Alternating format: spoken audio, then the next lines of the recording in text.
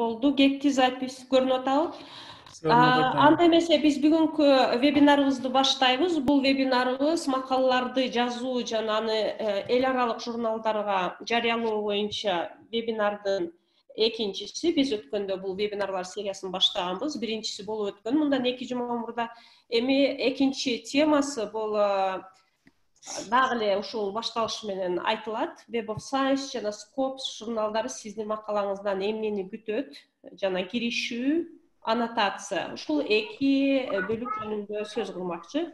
Биздин спикерибиз Кыргыз Түркманас университетинин социология бөлүмүнүн ага окутуучусу, доценттин милдетин аткаруучу Бакытбек Исаков. Бакытбек Исаков өзү ошол Web of Science, Scopus журналдарында көптөгөн макалалары чыккан. Жакында эле өзүнүн китебин Турцияда чыгарды, түрк тилинде. Бакыт АКШнын Гарвард университетинде 1 семестр окуп келген, андан сырткары Түштүк Кореянын Пусан чет тилдер университетинде 1 жыл сабак берген. Erasmus программасы менен Италияда 10 айлык пост доктордук окуудан өткөн. Учурда индекстүү журналдарга чыккан бир канча макаланын жана илимий монографиялардын автору. Анда Бактыбек сөз сизде. Вебинарыңызды баштасаңыз болот. Баарыбыз микрофондорубузду өчүрөбүз, суроолорубуз чыгып калса чатка жазабыз.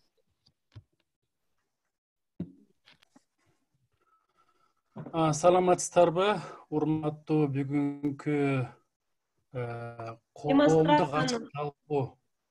Мен көрүнүп атам? Бактыбек, полный экран кылып коесуңарбы демонстрацияңарды? Тиги полный экран кылбай эле мындай мышканы колдонойн дедим да, ошон үчүн ушундай кылып атам. Көргөзгөнгөчү мындай. Жакшы көрүнбөй калат экен деп атышат. Да. Аны баса берсеңиз болот да. Тиги алдында экран сүрөтү бар го, ошол жерде басып койсоңуз. Анда полный экран кыла берейин анда. Текущий слайда дегенди басып коюңузчу. Микрофондоруңуздар өчпөй турат, кээ бириңөздөрдүкү өчүрсөңүздөр.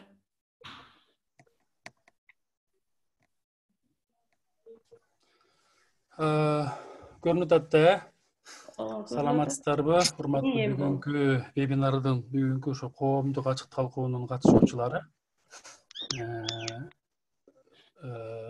Мен ошо бүгүнкү өтө турган темам ошо бир аз өзүм өзгөртүп койдум да. Тема, аргумент, анан деген үч жөнүнө токтолоюн деп чечтим да. Себеби аргументке да ошо аябагандай киришим керек болуп калат экен бул жердечи. Ошон үчүн анан ушул үч теманы бүгүнкү күндө карайын деп чечтик.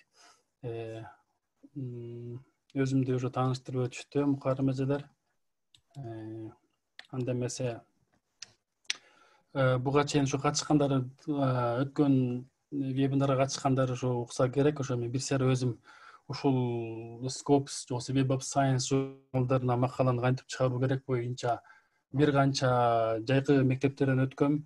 Истанбулда, Алматы, Бишкек, Тбилиси, анан сырткары дагы кошумчадан жана writing up деп коет. Бул макаланы жазуу процесси боюнча дагы 8-10 күндүк күчтүү мектептерден өтүп, андан кийин бул жөнүндө жакшы аябагандай терең маалыматка ээ болуп калдым да.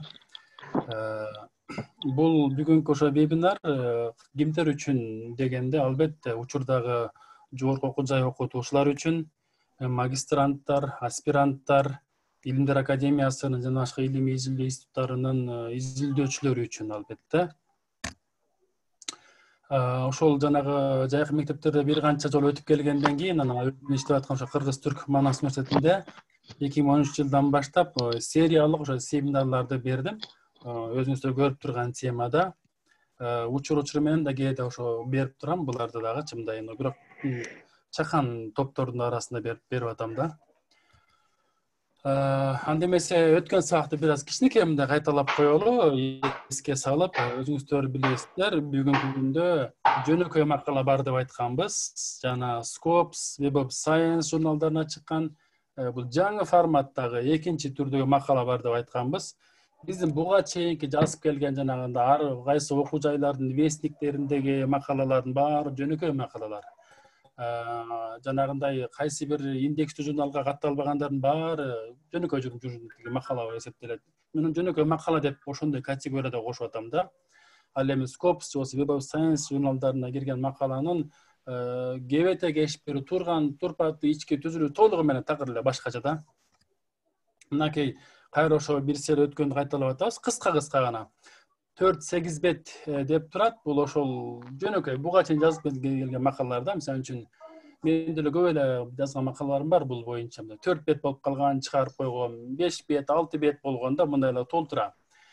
Ал эми бул Scopus же болсо мен буларды неме деп айтайынчы, индекстүү журналдарга чыккан макала деп айтсам туурараак болот да. Индекстүү журналдарга чыккан макаланын турушу ушул форматта болот. Көрдүңүздөрбү, мындай бою да узун бойлуу, шыңга бойлуу болуп, мындай сүйкүмдүү деп коюлат. Бул мисалы үчүн башындагы турган, мен ошо мышканы колдонуп айтам да көргөзгөнгө. Эң башындагы турганы ошол макаланын аннотациясы. Андан кийинки чоң болуп турган бул киришүү бөлүмү, ортодогу кичинекей бул макаланын негизги бөлүгү.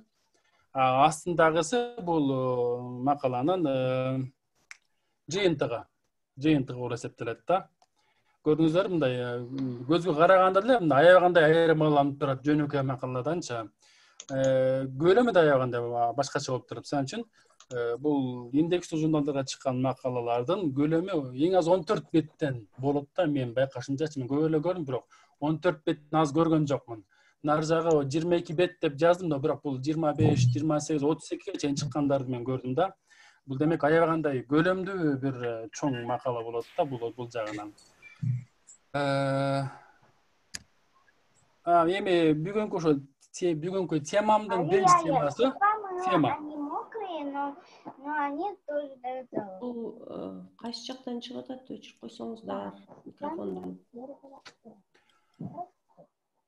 Бүгүнкү ошо темамдын биринчи темасы, тема же болбосо ошо индекстүү журналдарга, Scopus'ка кирген, ошол жакта катталган журналга чыккан макаланын темасы кандай болуш керек да?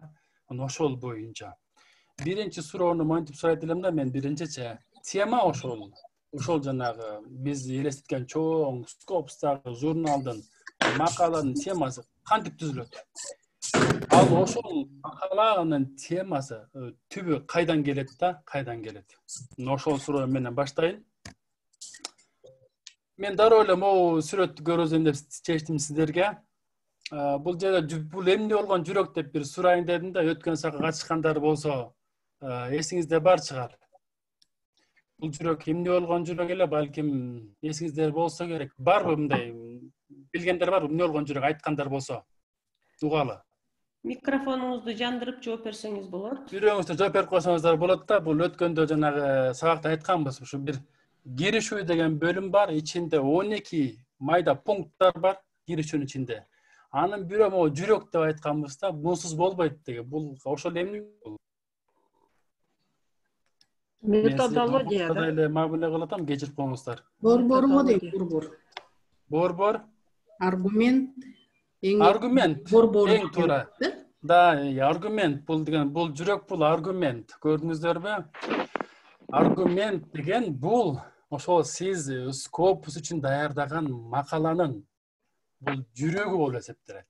Көрдүңүздөрбү? Бул чыныгы жүрөгү. Ушундан жүрөктөн анан бүт жака энергиянын баары кетип турат да.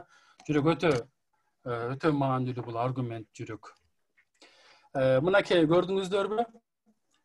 Бияка негизги терминдер, колдонулган ыкмалар, боштук жана салым, аргумент деп тизмелеп койдум. Булар ушулардын баары өткөн сабакта айтканбыз. Өткөн сабакты эгер болбогондор болсо, YouTube каналда бар, бул карап көрсөңүздөр болот. Ошолордун арасында ошо аргумент бул киришүүдө турган негизги бир чоң бир мындай сөз болушу керек болгон бир инструмент деп айтамбы, ошондой бир нерсе да, аргумент. Аргумент бул канчалык маанилүү деп сурасаңыздар, эгер балким бул канчалык даражада маанилүү турган болсоңуздар, мынакей негизги терминдер жанагы киришүүнүн ичинде болгон жана 12 пункт ичинде негизги терминдер жазбай тургачы макалаңызды бүтүрүп Scopus'ка кирген журналга жөнөтүп жиберсеңиз, аны тиги редакторлор байкаса, кара жазышы мүмкүн. негизги терминдер жок экен. Кошуп кой деп койсо кошуп коебуз. Боштук же салым деген да бар. Алар жок болсо же болсо чала жазып калган болсо, алар айтышы мүмкүн. Муну кошуп койушуң керек десе, анан кошуп койсоңуз болот. Бул кийинде элечи, бул чоң деле проблема эмес. Жол картасы деген бар болчу. Булардын баары мындай болуш керек болгон, бирок чындап эле аргументке салыштырмалуу майда нерселер да. Булар болбой калса, кийин кошконго болот. Кийин жана комментарийлер келет да. Ошол кезде мына мунун жок, муну кошуп кой, муну мынтип кой деп деген жерде кошуп койсоңуздар болот. Бирок эгер аргумент жок болсо, аргумент жок кылып туруп, макалаңызды ошо 20, 15, 20 жазып туруп, аргументтен жок кылып туруп макалаңызды ошо жөнөтсөңүз, бул анда мындай да, моундай болуп калат да мына. Сүйгөнүн күткөн бир сулуу кыздарга окшошуп каласыңар да, андачы. Күтө бересиңер, зарыгыпчы, качан келет депчи, качан мага тиги жооп берет, мен макалам эмне болот депчи, баягы зарыккан бир кызга окшошуп каласыңар. Бул чындык. Силер антип зарыгып кыйналып атсаңар, макалаңар жөнөтүп коюп, эмне болду депчи, санаа аркап атсаңар, тигил жакта отургандар, журналдын ээлери, редакторлар, алар тескеринче силерди шылдыңдайт да. Бул чындык, бул шылдыңдашы мүмкүн. Бул эми аябай одоно болушу мүмкүн, бирок шылдыңдайт дегенчи, мындай да бул Скопска кирген, ошо жактагы бир ушундай бир журналга ошончо чоң кезек турса, жарым жылдык, бир жылдык кезек турса, анан ушунча эмгек коротуп макаланы жазгандан кийин анан аргументи жок жөнөтөбү депчи. Көрдүңүздөрбү? Ушунчалык даражада аргумент маанилүү. Ошон үчүн бул өзгөчө көңүл бура турган жана негизги маанилүү маселелердин бири да. Эми ошо аргумент деп атасың, аргументти бир аз темага байланыштыралы да. Кайсы темага? Бул жанагы сиздин ошол Scopus'та же болсо индекстүү бир журналга жөнөтө турган макалаңыздын темасы менен аргументтин кандай байланышы бар? Ошого токтолуп өтөлү. Мына ушундай байланыш бар. Карасаңар, визуально берүүгө аракет кылдым да, визуально колдон келишинчечи. Аргумент бул жүрөк болуп турат, мынакей, көрдүңүздөр. Ал эми тема тил жерде турат. Башкача айтканда, аргумент бул булак. Аргумент бул тема аргументтен келиши керек. Тема өзүнүн структурасын аргументтен алышы керек. Канчалык даражада дей турган болсоңуздар, мынакей, буга токтололу. Аргумент теманын байланышы. Термин деп турат, карасаңыздар, термин мынакей, термин. Аргумент өзүңүздөр билесиңер, бул аргумент негизинен бир эле сүйлөм болот да, мындай. Орточо же болсо узунураак бир сүйлөм эле болот, аргумент же негизинен. Бул индекстүү журналга бериле турган эме да, мындай. Бир же болсо бир татаал сүйлөм деп коет, бир эки сүйлөмдөн турган. Ошондой эле бир сүйлөм болот да, аргумент. Ошол аргументтин ичиндеги терминдин жок дегенде 30% темада болуш керек. Биринчиси бул. Экинчиси. Ошол аргументте, ошо бир узун сүйлөм болуп берилген аргументте берилген идеянын жок дегенде 30% темада болуш керек. Көрдүңүздөрбү? Тема ошончолук аргументке байланыштуу чырмалышкан. Көрдүңүздөрбү? Мен бирок бул жерде карасаңыздар, мен мынтип айттым да, эң аз 30% деп айттым. Эң аз 30%. Бул 50% да болушу мүмкүн. 80-90% да болушу мүмкүн. Керек болсо, ошол аргументиңизди аласыз, алып туруп, бир аз өзгөртүп келип туруп, тема коюп койсоңуз болот. Көрдүңүздөрбү? Тема коюп койсоңуздар. Эмне үчүн жанагындай бүгүнкү күндө жана теманы койгондо аябагандай мындай актуальный болуш керек. Бир окуганда өзүнө тартып алыш керек. Бир окуганда мындай бир деп мындай кишиге бир ой бериш керек деген ушундай бир көп айтылат го. Ошонун себеби ошондан. Анткени аргумент ошондой мощный болуш керек. Күчтүү, таасирдүү. Окуган киши, чын элеби депчи мындай ичинен окугум өзүнө тартып кеткидей болуш керек да. Көрдүңүздөрбү? Ошон үчүн ошол себептен аргументтен алынган темалар ошончолук оригиналдуу болот, ошончолук башкача да болот. Көрдүңүздөрбү? Бұл жерде қарасаңыздар, бұл кейінгі слайдта аргумент бұл жеке эле теманы түзбөйт, жеке эле теманын булагы эмес, аннотацияда дагы аргумент болуш керек. Аннотация жөнүндө бир аз кийин сүйлөшөбүз. Аннотацияда сөзсүз түрдө сиздин аргументиңиз болуш керек. Кандай формада? Бир аз башкачараак, мындай өзгөртүлгөн сүйлөмдөр менен болуш керек. Мындай перефразирование форматта болуш керек. Көрдүңүздөрбү? Аннотацияда сөзсүз аргумент болуш керек. Аргумент темалуу эмес, аннотация менен да түздөн-түз байланышта. Аргумент бул жыйынтык менен да байланышта. Көрдүңүзбү? Бул жыйынтык менен да байланышта. Жыйынтыкка келгенде сиз жыйынтыкташ үчүн ошол жерде өзүңүздүн киришүүдө берген чоң жүрөк болгон аргументиңизди башка бир сүйлөмдөр менен, башкача бир өңдөр менен кайрадан ал жактан жыйынтыктан берип өтүшүңүз керек да, мындай жеңил формада да болсо берип өтүшүңүз керек. Көрдүңүздөрбү? Бул аргумент ушундай бир макаланы толук ичине мындай структурал жактан камтып турат да. Аргументти дагы айтып атабыз. Макаланын негизги бөлүгү бар да, жазылган. Ошол бөлүгүндөгү берилген бышыктоочу эмне болсо, булар дагы бир кайсы бир деңгээлде аргументти бышыктоочу деңгээлде жазылышы керек. Ошол жерде негизги тексттин ичинде берилген кайсы бир мисалдар, статистикалык бир кайсы бир маалыматтар, эмпирикалык изилдөөнүн кайсы бир конкреттүү жыйынтыктары, булардын баары сиздердин аргументти ширетүүчү, бышыктоочу болушу керек. Көрдүңүздөрбү?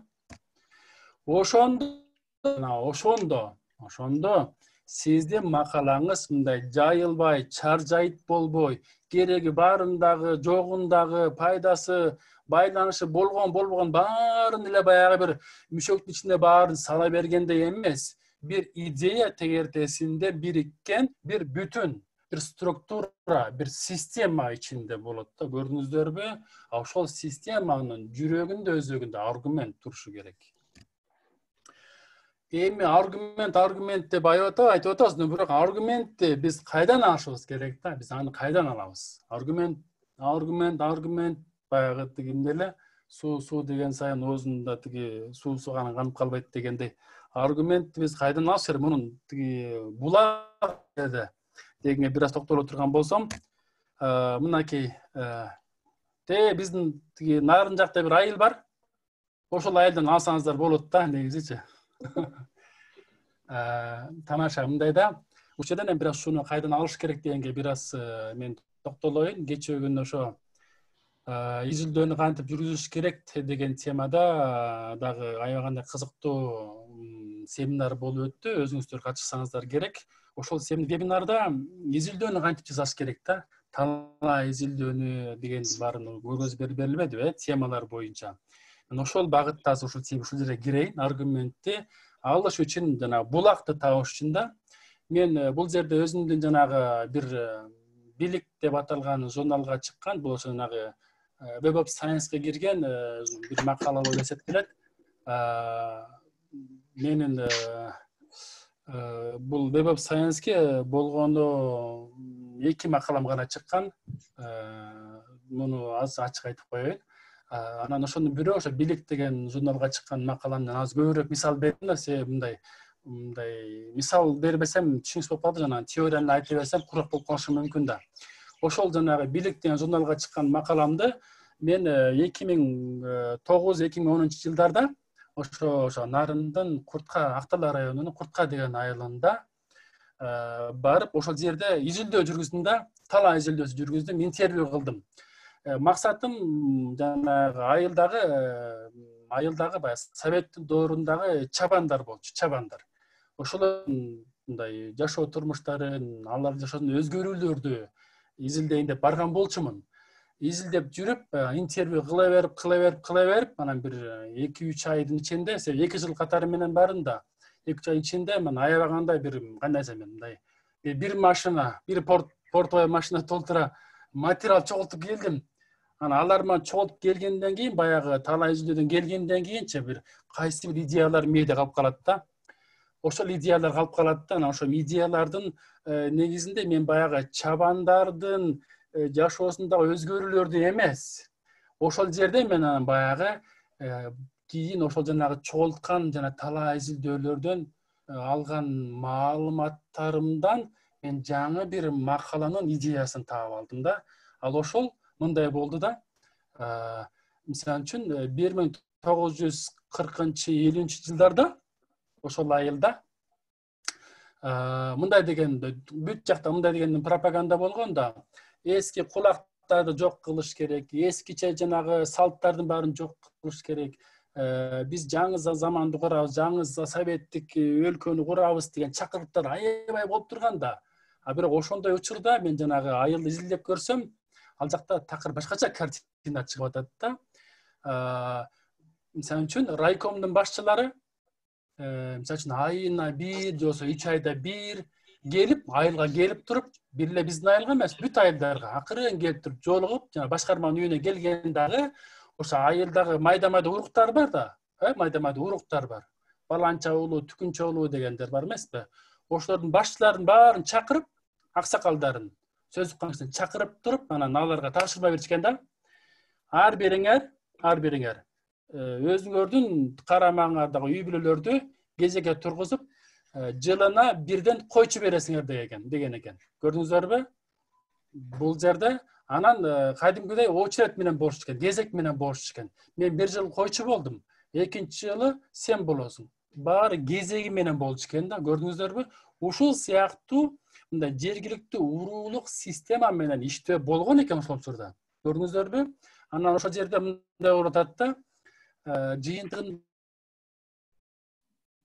Советтер Союзу канчалык чакырып кылса дагы, биз Советтер Союзун курушубуз жаңы болду десе дагы, алар жана мындай жеңичинен уруулар менен иштешкен. Ошолор менен иштешип жанагы чабандар эмне, булар экономиканы түптөгөндөр да, алар койду багып берген жана башка да, көрдүңүздөрбү? Ошон менен баягы келген, демек мамлекет деп айтканда, ошол мамлекет анда өзүнүн экономикасын түптөгөндө бул уруулук мамиле менен, жоксо туугандык мамиле менен түптөгөн экен деп, анан ошол идея менен анан макалам жазында. Ошол идея, ошол макаламдын аргументи болуп келип чыга келди. Туугандык мамиле ошо жана уруу ичиндеги аксакалдардын өзүнүн бир туугандары, уруулаштары менен болгон мамиле да. Уруулар арасындагы мамиле мамиле болгончу. Ошол мамиле менен мамлекеттеги чогуу советтик экономиканы түптөштү деген жыйынтыкка келдим да. Албетте ошо куртка кичинекей айылдагы уруулар менен тиги жанагы райкомдордун башчыларынын өз ара мындай жеңичинен сүйлөшүп, келишип, анан бири-бирине жанагындай жумуштарды, иштерди бөлүшүп, мен сен бир уулуңду тиги партор кылам, бир уулуңду бригадир кылам деп ар бирине кайра ошондой бир немелерди, сөздөрдү беришип, ошону менен эле чоң Советтер Союзунун экономикасы түптөп калышы мүмкүн эмес. Бирок мен бир айылдын мисалында бердим да, экономиканы кантип түптөлгөн. Көрдүңүздөрбү? Ал эми аргумент менен ушул аргумент менен мен өзүмдүн темамды азыр байланыштырайын. Ошол жана чыккан макаламдын темасы минут аталат англис тилинде, албетте. Кыргызчасы жазып окуңуздар. Мамлекет жана туугандык мамилелер советтик экономиканы кантип түптөштү. Кыргызстандын мисалында. Көрдүңүздөрбү? Мен аргументимди алдым дагы суроого айлантып туруп эле тема коюп койдум. Көрдүңүздөрбү? Ошон менен бир аз кызыктуу болду. Ошон менен мен жөнөткөн бул макаламды жөнөткөндөн кийин 1 жылдан өтүп эле дароо чыгып кетти, тез чыгып кетти да. Мен билген жокмун, балким темам кызыктуу же бир очереди келип калды, мен аны түшүнгөн жокмун, бирок тез чыкты бул макалам. Башка бир аргумент мисал берейин. Мисалы үчүн 2011-жылы Кэтрин Коллинс деп аталган антрополог борбор Азия өлкөлөрүндөгү элдерди изилдеп, алардын саясий турмушун изилдеп көрүп, анан макала жазганда, аябаганда сонун макала жазган. ошо макаланын аргументи мынакей ушул жерде турат. Кырсак отургондо уруулар дейт да, Борбор Азияда уруулар, кландар постсоветтик Борбор Азия өлкөлөрүндө режимдин дейт, саясий режимдин болдуга режими атам режим деген сыяктуу режимдин, саясий режимдин туруктуулугун камсыз кылган дейт. Чыныгы саясий акторлор, актор деген бул негизги күчтөр деген да, негизги күчтөр деп атат да. Көрдүңүздөрбү? Идеясы ушундай да. Ал эми ушу аргумент боюнча келип чыккан темасын карайлы. Кырсак отургондо кландык саясаттын логикасы. Же айтканда кландык саясаттын логикасы дейт. Бул дейт режимди түзүп турат дейт да, режимдин бекемдүүлүгүн, туруктуулугун кармап турат дейт. Көрдүңүздөрбү? Жанагы идея, аргументтик идея темага барып кирип атат да. Эми тема боюнча аябаганда маанилүү айтайын дегендерим ушу мен айттым. Эми тема боюнча дагы башка мындай кошумча жагдайларды айтып өтөйүн. Тема качан коюлат деп көбүңөр сурашыңар мүмкүн. Кечээ күндө ошо сурашты. Темачы бул иштин башында коюлат. Башында эле. Тетиги айылга барып, ошо айылга барып изилдеп, ушу темамды тактап канча маалымат чогултуп келейин дегенде деле уже теманы коюп койсоң болот да. Бирокчу бул тема ушунчалык өзгөрүүчү касиетке баргандан кийин 3 күн, 5 күндөн кийин баягы эл менен сүрүшкөндөн кийин темаң өзгөрүшү мүмкүн. Дагы өзгөрүшү мүмкүн. Себеби улам жаңы маалыматтар менен жаңы андан да кызыктуу, андан да бышып кете бериши мүмкүн да. Ошон үчүн биринчи тигип алган көйнөктү чечпейм деген болбош керек. Бул эскиче ойлонгон сыяктуу болуп калат да. Биринчи кийген көйнөктү керек болсо 10 сыйра алмаштырыш керек. Ал эми иштин аягында дагы өзгөрүп кетиши мүмкүн. Кечээки тиги ошондой суроо берилбедиби? Сен бүттүң, жаздың макалаңды, жөнөттүң, бирок сага келген комментарийлер боюнча темаңды ушундай кылсаң болобу деген сунуштар да келиши мүмкүн. Эгер логикалык жактан туура келсе, өзгөртүп койсоңор болот. Тема негизинен узун болуш керек да, узун болуш керек. Биз негизи бизге ушундай сага өткөн ушундай айтышканда, негизи эң көп 12 сөздөн ашпаш керек депчи. 12 сөздөн ашпаш керек деп. Жана мен тиги темам деле бир 10-11 сөздөй болот. Ана 12ден аз болсо көп болуп калат дейт. Ана бир 2-3 сөз болгон темалар болбойт да. Ал жерде маалымат деңгээл такап болуп кетет ал жактачы. Дагы бир нерсе, жанагы бизде жанагы жөнөкөй макалаларда аябаганда көп колдонгон бир терминдер бар да. Мисалы үчүн жанагындай билим берүү саясатын камсыз кылган кээ бир факторлор деген сөздөр болот го. Же болсо жаңыланууну, инновацияны камсыз кылуучу, өзгөртүүчү кээ бир маселелер, же болсо аспектилер деген сыяктуу сөздөр бар. Булардын баары автоматтык түрдө болбошу керек. Булар такыр болбош керек. Булар эски, булар уже классика деп карашыңыздар керек. Сиздер айла жоктон гана темаңыздарды 12 сөзгө чейин чыгарышыңыздар керек. Айла жоктон. Болбосо 12 сөзгө чейин чоёйн десең, чое бересиңер албетте. Ошончолук темаңар маалыматтуу болуш керек да. Маалыматтуулук деңгээли аябагында жогору болуш керек. Сиз аргумент алып туруп, ошондой эле идеяны берсеңиздер, бул 12 сөзгө чыгып кетет. Көрдүңүздөрбү? Ана албетте кийин кезде кызыктуу болуш керек, актуалдуу болуш керек, жана башка деген бул сөз боло турган нерселер. Мен ушун менен анда аргументти бүтүрдүм, теманы дагы бүтүрдүм. Эми аннотацияга өтүп атам.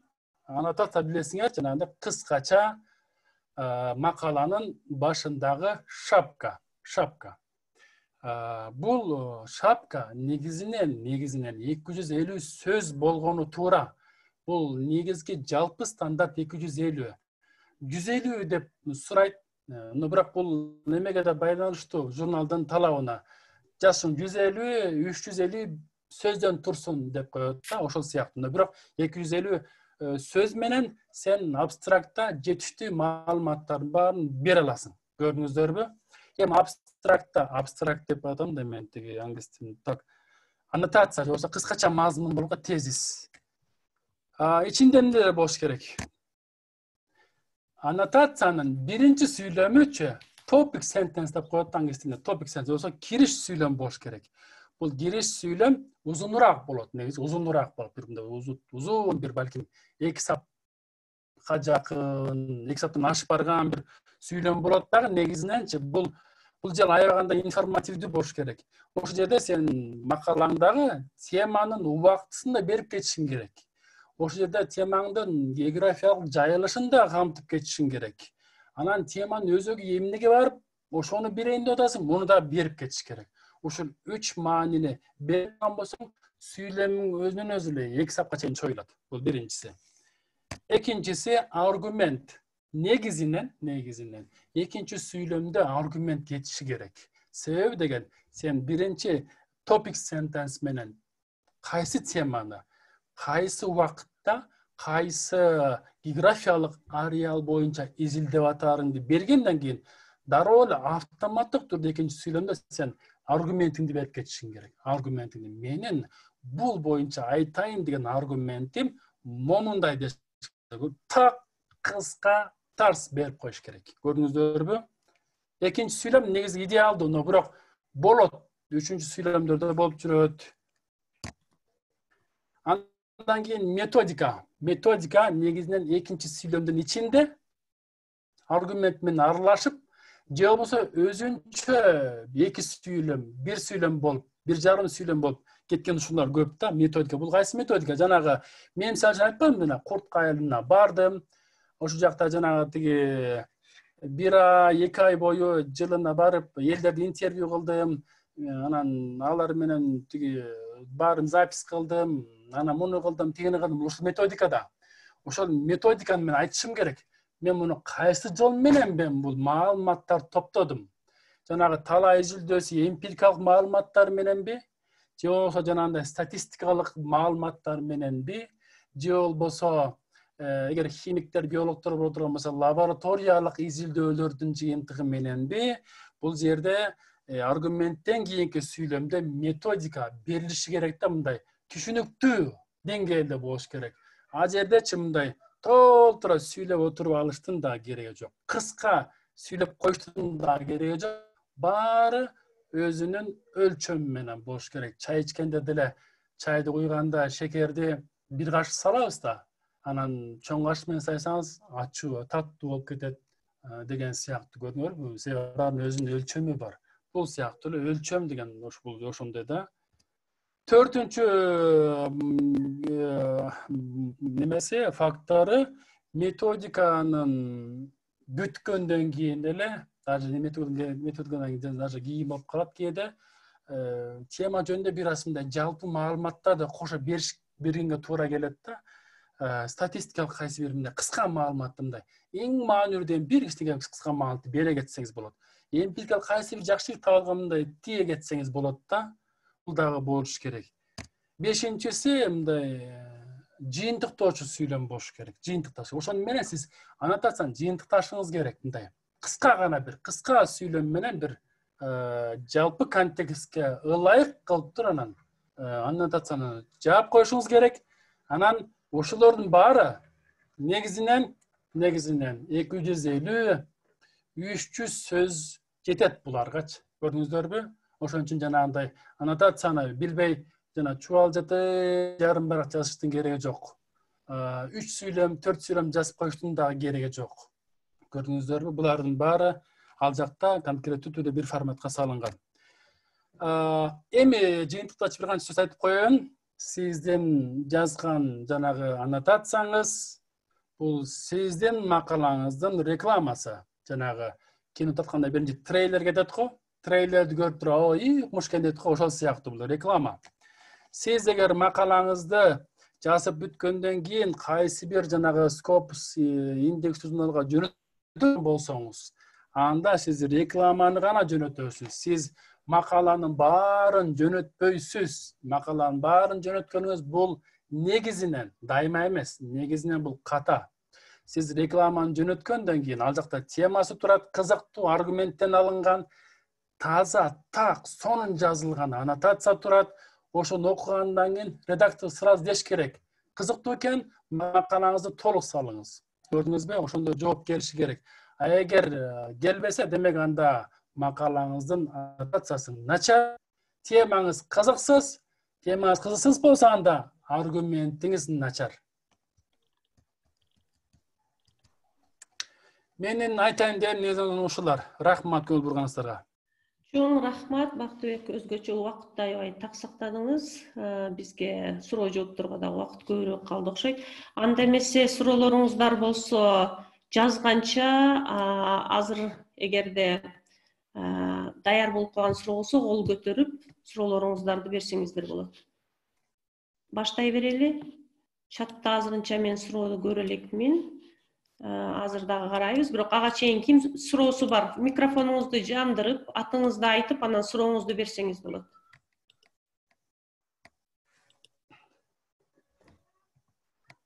Микрофондоруңуздарды жандырып, суроолорду берсеңиздер. Кимде суроо? Саламатсызбы, мен Зубайда Каразакова, Ошмодан.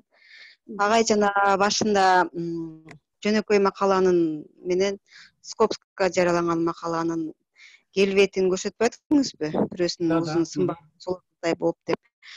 Ошондо жөнөкөй макаланын структурасын айтып кеттиңиз, киришүү, негизги бөлүм, анан корутунду деп. Скопсты айтпай калдыңыз, ошондо Да, айтып бергенсиз эле. бул мындай да, мен өткөн биринчи сабакта ошондо ошол Скопска кире турган журналдардагы макаланын структурасы ошо эмнелерден турарын, ошо киришүүнүн ичинде эле 12 башка пункт бар да. Ошолор анан ошолордун баары эмнелерден туран бир сыйра мен маалыматын өткөн сабакта бир 50 мүнөттүк сүйлөп ошол жакта бердим эле. Менимче YouTube'га кирип карап алсаңыз, мындай деталдуу формада бар ал жакта. Макул, рахмат. Бактыбек, жөн эле атап кете албайсызбы? Бир 2-3 мүнөт. Макул, атап кетейин, жакшы болот. Жанагы тиги жөнөкөй макала анан өчүп коесузбу, Бактыбек? Элдерди көрбөй табыз. Жөнөкөй макала анан жанагы индекстүү журналга чыккан макаланын келбетин көргөздүм да. Жөнөкөй макаланы көргөздөр, мындай чакан эле болот. Сан жагынан бир 4-8 бетте эле болот, негизинен ушул арасында эле болот. Тил жакта 14 эң аз 14 бет, нар жагы 22 деп көргөздүм мен бүгүн. Бирок бул айттым, 30га чейин кете берет деп. Мындай да, биринчи эң башында турган албетте тема. Темадан кийинки кеткен жана 250 сөздөн турган болжолду. Бул жанагы аннотация, абстракт деп коет. Анын структурасын азыр айтып бердим. Андан кийин анан киришүү кетет. Киришүү бул мындай да, бул киришүү дегенчи биз жөнөкөй макала жазганда киришүүгө эч качан маани бербейбиз. Мен чачым макала бербейм ал жактанчы, мындай маани бербейм. Жөн эле мындай киришүүгө бир нерсе жазып коем, анан негизги темага өтүп кетем да. Бул жакта киришүү бул баарынан маанилүү да. Киришүү өзү негизинен сиз жазган жанагы 14-20 барактык Скопска бере турган макаланын орточо 25%-ин түзүш керек. Эгер 20 барак болсо, сиздин макалаңыз анда 5 беттен туруш керек. Көрдүңүздөр, 5 беттен туруш керек. Сиздин жанагы макалаңызды кантип маалыматын топтодуңуз, методологиясы барып тияктан чогултум, лабораторияда мындай салыштырдым, интервью кылдым, анкетирование жүргүздүм, эмне болсо ошолордун баарын мындай кайдымгыдай сүрөттөп, кандай кылгансыздын баарын алып туруп киришүүгө коесуз. Көрдүңүзбү? Бул ошон үчүн киришүү чоң. Аргументиңиз жанагы кандайча эмне болуп бышты, муну да аргумент бересиз. Андан сырткары тиги жанагы сиздин ошол ишиңиз боюнча, макалаңыз боюнча ага чейин да кайсы бир макалалар чыккан да, эмгектер чыккан да. Ошолордон эң маанилүүсүнөн эң аз 7-8 эң маанилүүсү 7-8 да бир жарым бетке жакын, жарым бетесинде ошолордун бир теориялык бир талкуусун уюштурасыз. Көрдүңүздөрбү? Андан сырткары бул сиздин макалаңыз, сиз жазып аткан теманы чоң деп карай турган болсоңуз, кайсы бош жерин толтурат? Пазл жана геп деген ошол да, кайсы пазлды толтурат? Булардын баары мындай өзүнүн көлөмдөрү бар да, бул 1,5 сүйлөм, 2,5 сүйлөм дегенге чейин бар белгиленген да. Ошолордун баары берилет. Анан киришүү негизи ушулар менен 12 пункттан турат. Андан кийин анан макаланын негизги денеси бар го, негизги өзөгү деп айтабызбы? Ал жерде бир канча десем 45, 55, 60% көйлөм ош жерде болот, бирок ал жердин негизинен жанагы чоң окумуштуулар окубайт. Алар негизинен теманы, аннотацияны окуйт, анан кызыктуу болсо киришүүнү окуйт. Анан аябай эле кызыктуу болсо анда жыйынтыкты окушат да. Анан окуса эле бир негизги темасын аягына окубаса, аны билбейм, негизинен окулбайт экен да буларча. Себеби деген идеялардын баары киришүүгө чогултулган, кантип маалымат чогултулган баары киришүүдө берилген, кайсы немени жабаарын баары берилген, бүт баары киришүүдө бүт баары чогултулат. Эми жыйынтык бөлүгү дагы маанилүү, себеби деген ал жакта дагы бир канча маанилүүлүктөр бар, муну кийинки саатта айтабыз. Рахмат, Бакыт, бул жерде бир суроо келди. Элиза Исмаилова сурап атат. Сиздин макалаңызды кайсы жерден таап окусак болот дейт. Кошумча ал макалаларыңыз кайсы тилде чыккан, кайсы жерден тапса болот, айтып койсоңуз. Эми так. Жанагы бул ушу видео чыгат болсо керек, Элира Мукарымеде чыгат да, YouTubeга чыгып кала турган болсо, жанагы жерде мен тиги макаламды, ушул жанагы бийликке чыккан макаламды жана сүрөтү аты жазылып туруп, ошондо эле жазсаңыздар интернеттен дароо табасыздар, англис тилинде жазылган. Ал макаламды дагы мисал катары берген себебимде дагы бир себеби бар. Мен жайкы мектепте окуп жүргөн кезде, ошол макаламды мен мисал катары сунуп ошол жерге. Ошол макаланы ар бир сүйлөм бышырдым да, ошо жанагы сабак өткөн инструктор менен чогуу бышырдык биз. Күнүгө жолугабыз, талкуулайбыз, өзгөртөбүз. Ошон үчүн мен балким мен үчүн аябай мен өзүм үчүн жакшы жазылган болуп бир макала эсептелет. Именно ушул багытта.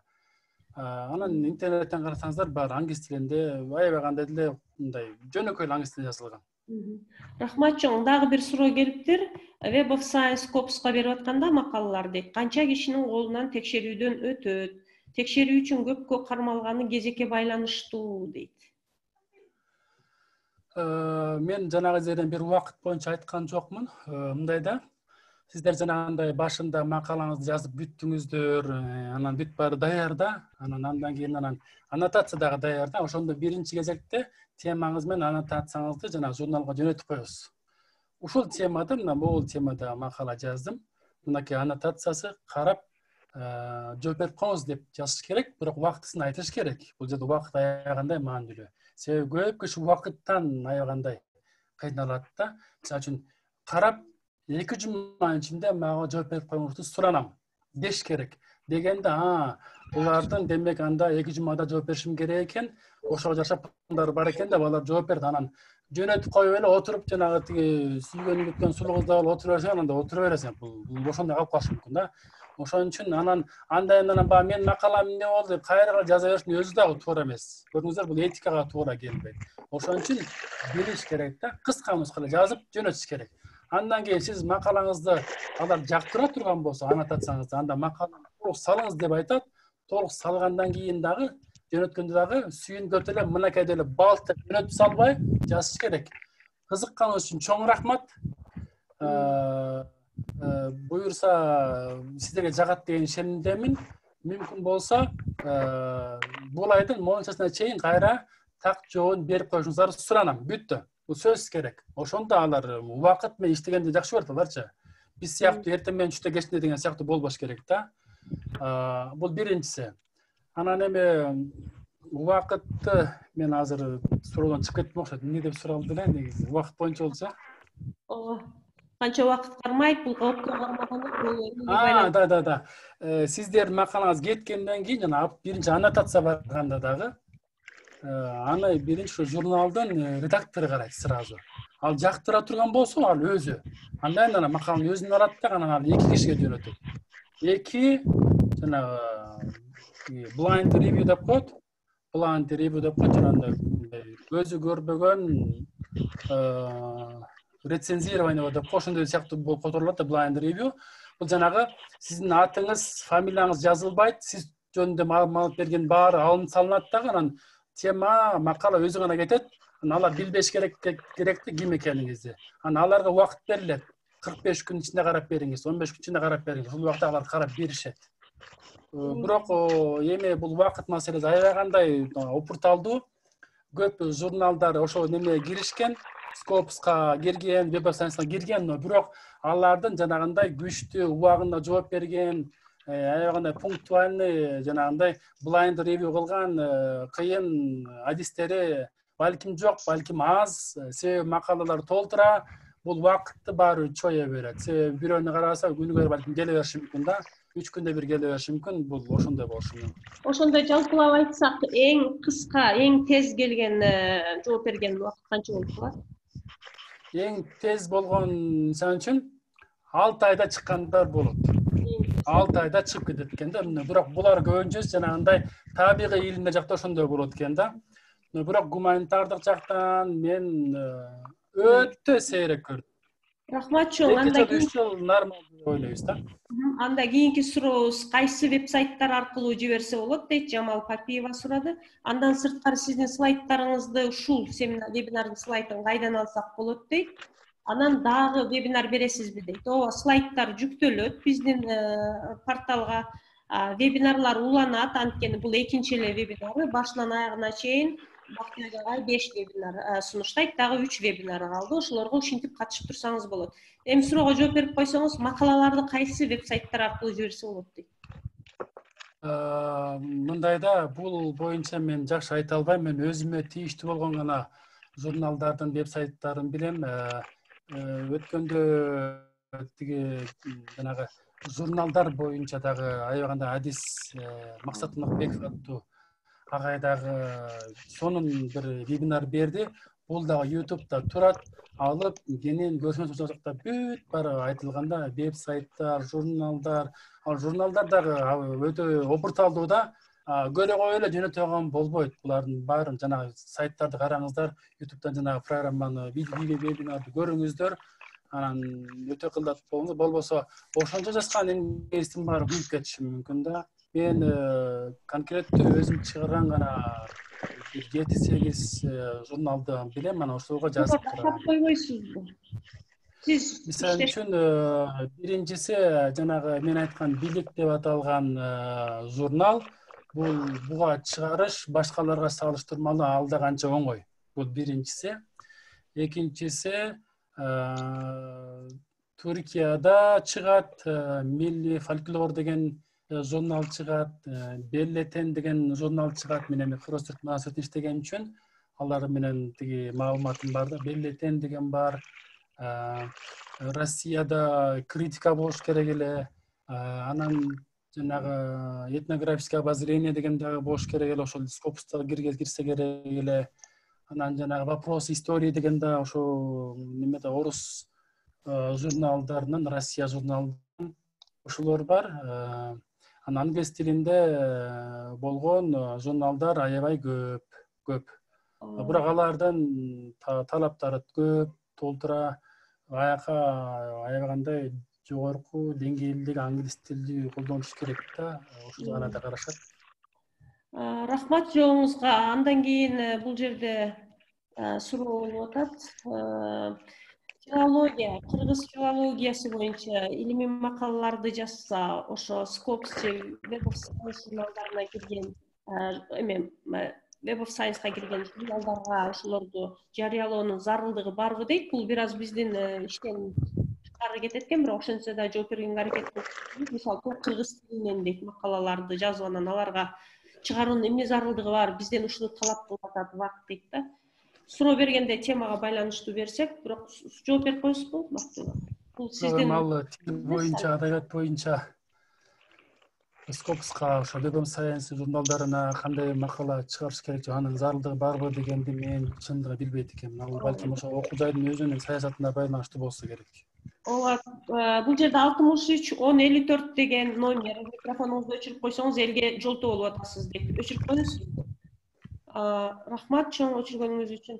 Эми дагы бир кошумча Бакыт агайдын жообуна бизге өткөндө вебинарга Максат агай келген, библиотеканы, Манастагы библиотеканын жетекчиси, ал деген журналдар боюнча абдан так маалыматтарды берген. Анын дагы бир вебинары болот. Ошондо кайрадан дагы ушул суроолорду берсеңиздер болот. Бул суроо Бакытбек агайга эмес, Бакытбек агай макаланы жазуу боюнча суроолоруңуздар болсо бериңиздер. 63 01 микрофонуңузду өчүрүп койсоңуз. Саламатсыздарбы? Мен Кыялбек, Бакытбек агай чоң рахмат. Менин темам бул аргумент боюнча. Аргумент бирден көп болушу мүмкүнбү же бир эле идеянын үстүндө бир макала чыгыш? Эки аргумент болушу мүмкүнбү бир макалада? Жакшы суроо. Аргумент бирөө гана болуш керек. Бир адамда бир эле жүрөк болуш керек, анан дагы майда-майда көпчүлүк болбош керек деген сыяктуу эле да. Бир аргумент болот, бирок мындай болот да, мындай ошол негизги аргумент болот, ошо аргументти бышыктоочу, ошого мындай вспомогающий форматта болгон майда дагы бир-эки болушу мүмкүн. Бул нормалдуу нерсе. Но бирок жанагы денеден дагы бир баш чыккан сыяктуу экинчи ага бири-бири менен байланышы болбогон, байланышы өтө аз болгон экинчи аргумент болбош керек. Бул жана макаланы деген эмне деп айтайын деген деп сурап, деген суроону жаратышы мүмкүн да. Эки аргумент ал эки макала болушу мүмкүн. Чоң рахмат. Башка суроолор барбы? 63 1054 микрофонуңузду өчүрүп койсоңуз. Бир маселе дагы мен жооп берип коеюнчу. Сиздин слайдтарыңызды алсак болобу деп сурашпады. Мен азыр слайдтарымдын баарын бул жерде видеодо көргөзүп бердим. Булардын баары YouTube'га коюлат. Ошол жактан алып эле шашпай кааласаңарса алып көрсөңүздөр болот.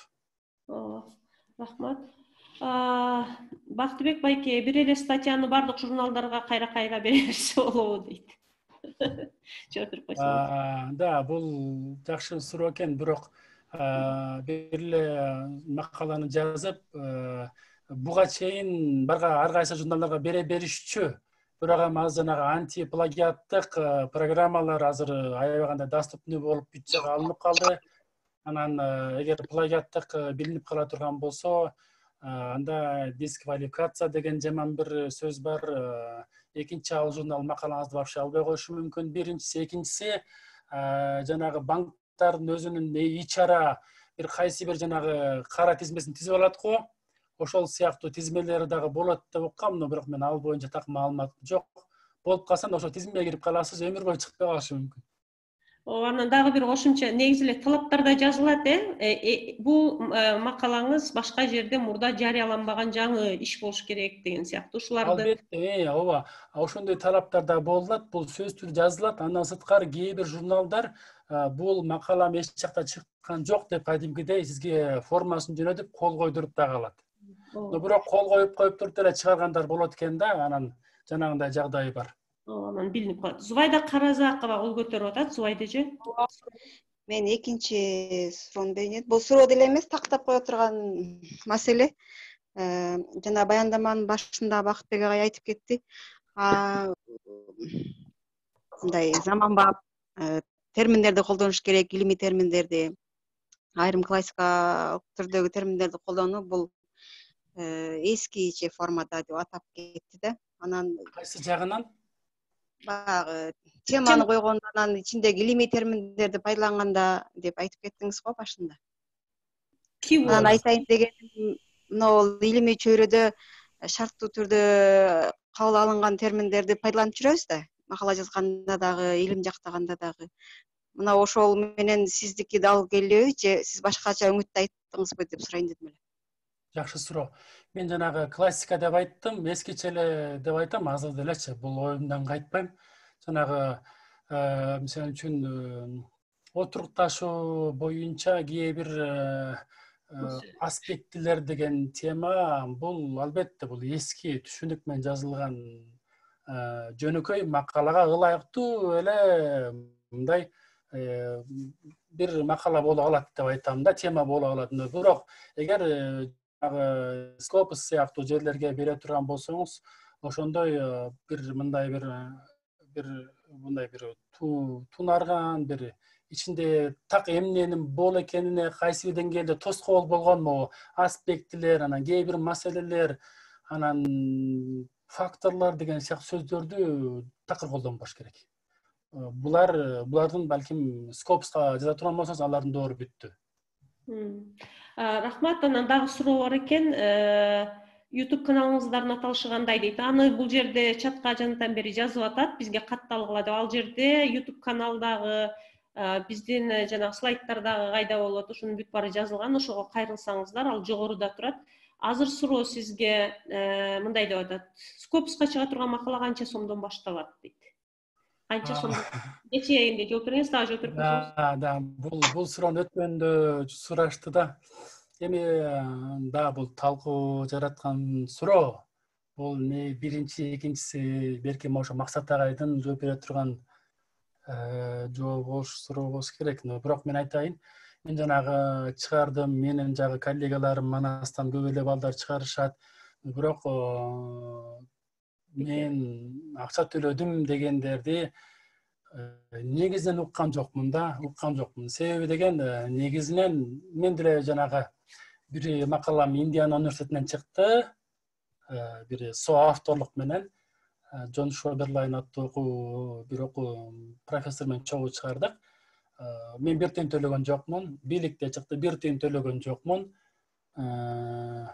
Анан билбейм.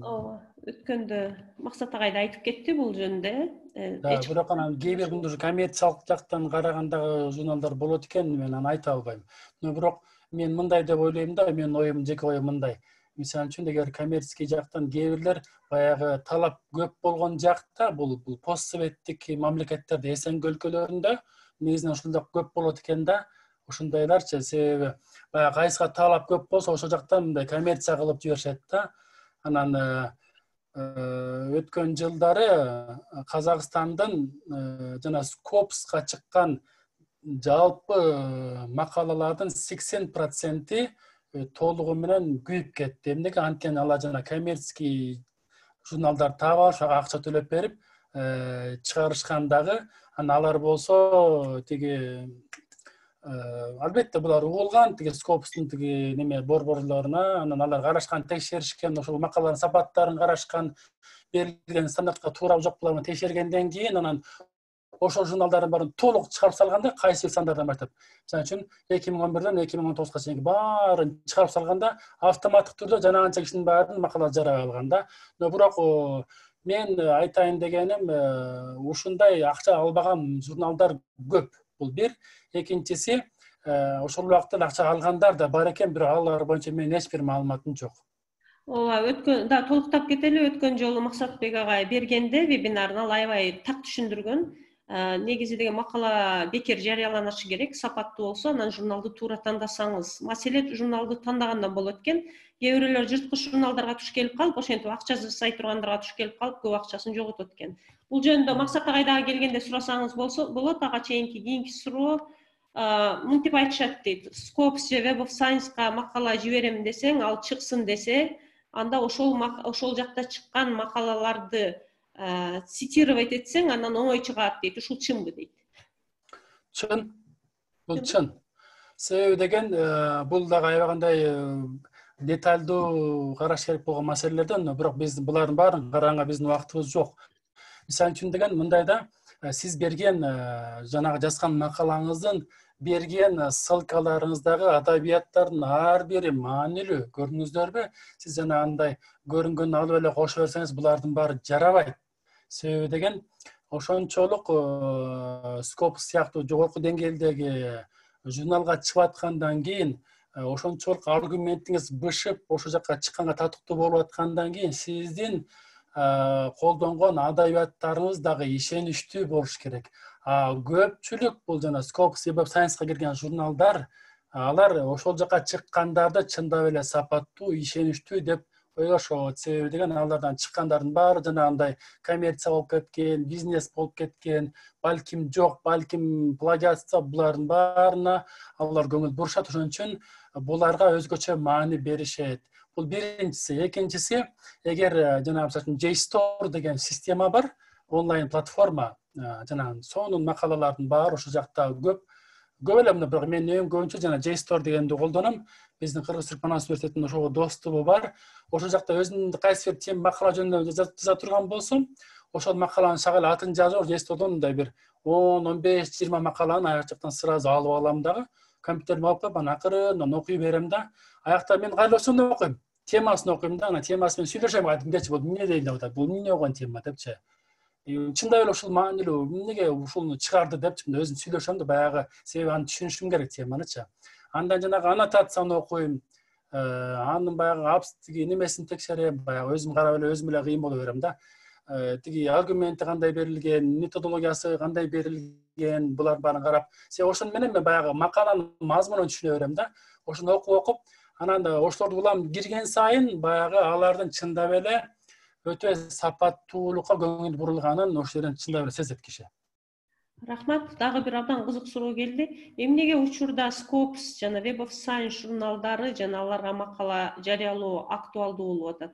Бул иш аракет аркылуу биз эмнеге жетишкен атабыз дейт. Аттыкурова Анаркан бериптир суроону. Жооп берип койсоңуз. Бул жакшы суроо болуп экен. Мындайда мен өзүм жеке оюм мындайда, мисалы үчүн 2011 жылы мен Түштүк Кореяга барып сабак берип калдым. Ошол жерде ошо менин бөлмөмдө бир индонезиялык профессор экөөбүз чогуу окуучубуз да. Анан ошол профессор менен сүйлөшүп отурганда, эми 1 жыл бою чогуу отурдук да. Ал айтканда, ошо бизде Scopus, Web of Science журналдарга макаланы жарыялагыла деген талап башталып атат. Эл акырындан көнүп-көнбөй кыйналып атат. Бир билбеймиз бул эмнеге экенин деп ошенткен болчу да. Анан тиги демек процесс жанагы бул жанагы дүйнөлүк билим берүүдөгү, илим изилдөөдөгү жаңылануу бул дүйнөдө качан эле башталган. Биз Кыргызстан эмараң буга интеграция болуп баштап атса керек да. Казакстан мындан 5-6 жыл мурун эле баштап коюшкан. Ал жакта азыр тонналап чыгарат болуш керек Scopus'ка. Биз бир аз кечирээк баратабыз. Баягы дүйнөлүк билим берүүдөн, изилдөөдөн баягы такыр эле бөлүнүп калбаш үчүн биз кошо кетишибиз керек деген эле максат болуш керек. Рахмат. Кийинкиси Семинар аябай кызыктуу болду дейт. Кийинки суроо, эгерде макаланы жөнөтсөк ал жака дейт, биздин макалабыздын темасы, диссертациянын темасы менен байланыш болуш керекпи дейт. Эгер макалаңызды жөнөтө турган болсоңуз, сиздин макалаңыз диссертацияңызга байланыштуу болуш керек. Же болбосо сиздин диссертацияңыздан башка эле бир темага да байланыштуу болуш керек. Макаланы жазганда Scopus алар кайсы бир немеге мындай байланышын сурашпайт. Долбоордо сурайт, долбоор жазганда сурайт. Бул боюнча буга чейин иштедиң беле, жаздың беле депчи, бирок макалада суралбайт. Эң негизгиси мурда жарыяланбаган болуш керек, ошол негизги талап. Дагы сурооңуздар болсо жазсаңыздар болот. Азыр жазылган суроолорду биз бүттүк. Эгерде биз айтпай кеткен суроолоруңуз болсо, берсеңиз болот, колуңузду көтөрүп. Барбы сурооңуздар? Элдер суроо бергиче мен айтып коеюн дегем, сизден сурайын дегем да. Сиз жанагы аннотациянын бир үлгүсүн окуп бере аласызбы? Же даярдап келбедиңиз беле аны? Жок, азыр даярдаган жокмун да. Даярдаган. 200-300 деген сөздү көрүп алса деген да, негизи. Кайсына? Ошо аннотация 300гө чейин, сөзгө чейин болуш керек дебедиңизби? Анан аннотациянын структурасын айтып бердиңиз да, ошону мындай мисал түрүндө да көрсөтүп койсоңуз деп ойлогом да. Менде мисалы жок азыр даяр. Мүмкүн кийинки вебинарлар болуп калыптыр. Кийинки вебинарлар боюнча сурап жатышат, дагы болобу деп. Ооба болот. Дагы 3 вебинарыңыз калды го, ошолордун темаларын айтып коесузбу, элдер билсин да. Дагы 2 вебинар калды окшойт. Экөөнү жасадыңыз, 5 берем дебедиңизби? Макул, ошо экөөнү деле айтып койсоңуз болот. Да, экөөнү. Ошо кийинкилеринде мен жанагы киришүүнүн ичине кирейин деп атам да, ошо киришүүнүн ичи боюнча 2 вебинар берсем деп аткам. Себеби киришүү аябагандай мындай токтолуш керек болгон пункттар бар да, детальдар, ошон үчүн ал жака мен вебинар берсем деп ойлоп атам. Онор койсоңуздар микрофондоруңуздарды жолтуруп атасыздар. Ким бул Онор деп жазылып турат. Башка сурооңуздар барбы? Айтып атышат. Book review Scopes-тагы журналга публикация болсо, публикация катары саналат. Book review Scopes-тагы журналга публикация болсо, публикация катары эсептелеби дейт. Book review дегендер жанагы Scopes-ка кирген, Web of Science-ка кирген журналдын почти ар биринин астында book review-га орун берилет да, ар биринин астында берилет. Анан мен ушул жакты балким силерге сунуштурат болчумун да. Эгер book review жазганды үйрөнсөңүздөр, бул аябай жакшы болот. Себеби деген бул оңоюраак болот, чыгышы дагы бат болот. Анан book review-ну кыла турган болсоңуздар, жананчалык машакаты дагы аз. Но бирок бул публикация катары эсептелет. Мисалы үчүн биздин Кыргыз-Түрк Манас университетинде бул эсептелет. Жана белгилүү бир балл дагы берилет да бугачы. Так канча экенин билбейм, но бирок бул кайерле келер ошол окуу жайдын өзүнүн саясатына байланыштуу. Алар book review-ну түшүнөбү жана аны публикация катары санайбы. Дагы бир суроо келиптир. Агайдын кийинки вебинарынын ссылкасын кайдан алабыз деп. Сиздер 0709-30-97 номери жазылып турат мына чатта. Ошол номерге жазсаңыздар, ошол номер аркылуу силерге дайыма ссылка келип турат. Анан онлайн университет деген порталга регистрация кылсаңыз, биз ар бир вебинардын ссылкасын жөнөтүп атабыз. Жана келечекте кандай вебинарлар болгонун айтып турабыз. Эми кийинкиден ушул жумадан эле баштап ар күн сайын болуп атат вебинарлар. Ошон үчүн ошол жака катталыңыздар. Башка сурооңуздар барбы? Болсо берсеңиздер болот. Ооз эки түрдө эле кол көтөрүп берсеңиздер болот. Бул жерде аябай көп айтып атышат. Рахмат, аябай пайдалуу вебинар болду. Аябай жакшы түшүндүрдү. Кыргыз тили аябай жакшы деп мактап атышат сизди. Рахмат. Нерселерди берип атат деп мактап атышат ушу. Барбы сурооңуздар? Суроо берсем болобу, саламатсыздарбы? Болот. Мен атым Эркинай, мен да ОЖГУнун мугалимимин. Сиз жогоруда Бактыбек агай аябай кызыктуу маекти курдуңуз. Бизге семинарыңыз аябай жакты. Мен чатка да жаздым элем. Анан сиз жогоруда айтып кеттиңиз летний школалар депчи. Мен да летний школалардан көп пайдалуу нерселерди алгам да. Азыр сиз айтып атканда, сиз барган летний школалар орус тилинде болгонбу же англис тилинде? Эгерде орус тилинде болсо ошолорду кантип тапсак болот? Азыркы мезгилде ушул табышыбыз кыйын болуп атат да бир аз ошол летний школалардычы. Рахмат. Да, мындай да жакшы суроо экен. Бирок бул летний школа англис тилинде болгон да. Мен бул жерде отурат Оксана Исмаилбекова деген кызыбыз, азыр Германияда иштейт. Оксаналар дагы ошол программаларда болушкан чогуу бир 3 жылдык эле жайкы мектепте дагы чогуу болгонбуз. Ошол жактарда жанагындай ошол жакта иштегенбиз. Ал эми мореки Scopes-ка жазуу боюнча, макаланын форматтары боюнча алардын баары толугу менен англисче болгон да, толугу менен англисче болгон себеби Европадан келген аябаганда күчтүү специалисттер, мугалимдер сабак беришкен. Ушунчалык күчтүү болушу, тим эле жөн эле кыргызча жыма окууга отурган сыяктуу эле окууга алганбызда мага тим эле аябай жаккан, тим эле укмуштай сиңген мага өзүмөчү. Анан айрыкча ошол жайкы мектептер менен болгон кезде жана 3 жылдыкта биз неме менен да жолуктук, жанагы журналдардын, ошо Scopus, Web of Science журналдардын редакторлору менен да жолуктук. Алар кайсыны кабыл алат, кайсыны кабыл албайт деген боюнча дагы талкууларды уюштурушту, сонун кызыктуу. Анан жанагы тиги немелер, аларны редакторлор жөнөтөт да макаланы 2 кишиге. Ошол кишилерден дагы келди, алар менен да өзүнчө талкуулар уюштурулган. Мага аябай эле пайдалуу болгон. Анан бирок англис тилинде болчу баары. Анан азыр мен ушул баягы андан бери мен алганымдан бери бир 8 жыл 9 жыл өтүп кетиптир.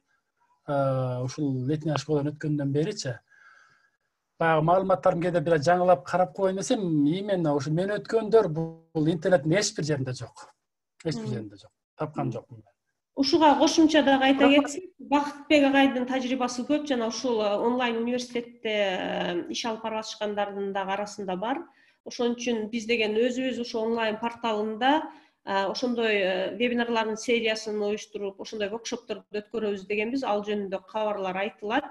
Ал жерде макала жазуу боюнча практикалык иштер жүргүзүлөт да. Консультация алсаңыз болот, чогуу бир макалалардын бөлүктөрүн кошо жазып, аны ушул Бакытбек агай өткөндөй эле окуудан өтсөңүз болот. Бул деген келечекте болчу нерсе ушул онлайн университет порталында болот. Кабарды күтүп турсаңар болот. Аябай жакшы нерсе экен, рахмат. Башка сурооңуздар барбы? Суроолор жок болсо биз жыйынтыктасак болот. Элдин баары бул жерде жазып атат. Рахмат Бакытбек агай, сизге чоң ыраазычылык деп.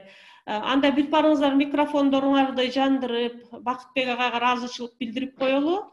Бүгүнкү вебинардын убактысы дагы аябай так сакталды. Ушул дагы жакшы экен да, ушундай чат аркылуу суроо бергенчи башаламан болбой жакшы өтөт экен.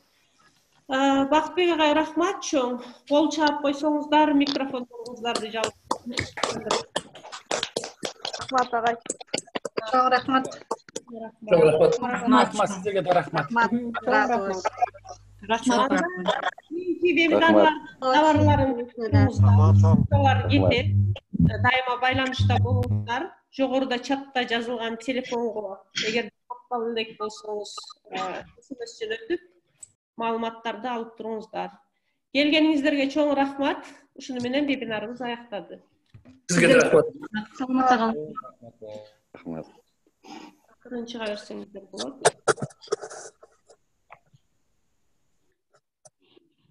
Мен записти токтотоюн да, азыр. Өчүрүп койсоңуз записти. Жөн эле остановить деп эле коеюн, Ошондой болбош керек, ушу остановить деп. Остановить дедим. Сохранить эткичекти күтүп турасызбы же ато деген өчүп калат? Анда мен жөн эле басып коюп эле күтүп турайын, Анан өзү жана процент болуп, анан көбөйүп, 100%ке жеткенде анан сохранить этилет да. Мен да бир жолу ачык сабак өтүп алып, жаздырып алып, анан өчүрүп алдым деп койгула, я не смогла доказать. Күтүп турайын.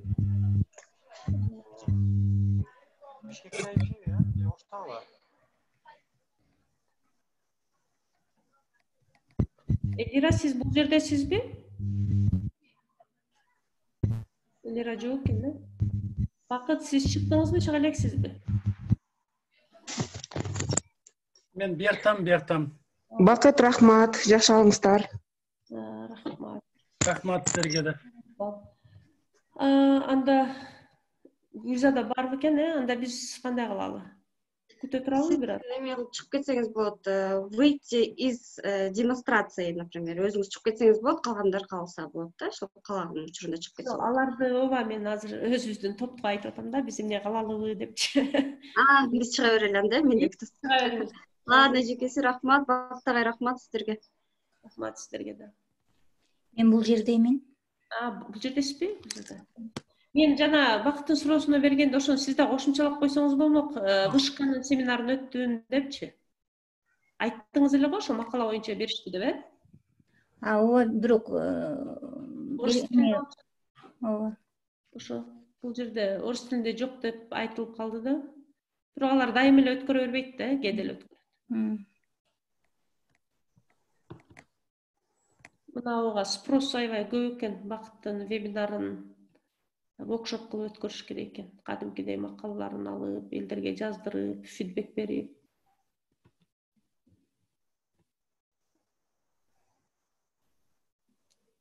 Он 5 киши калды го.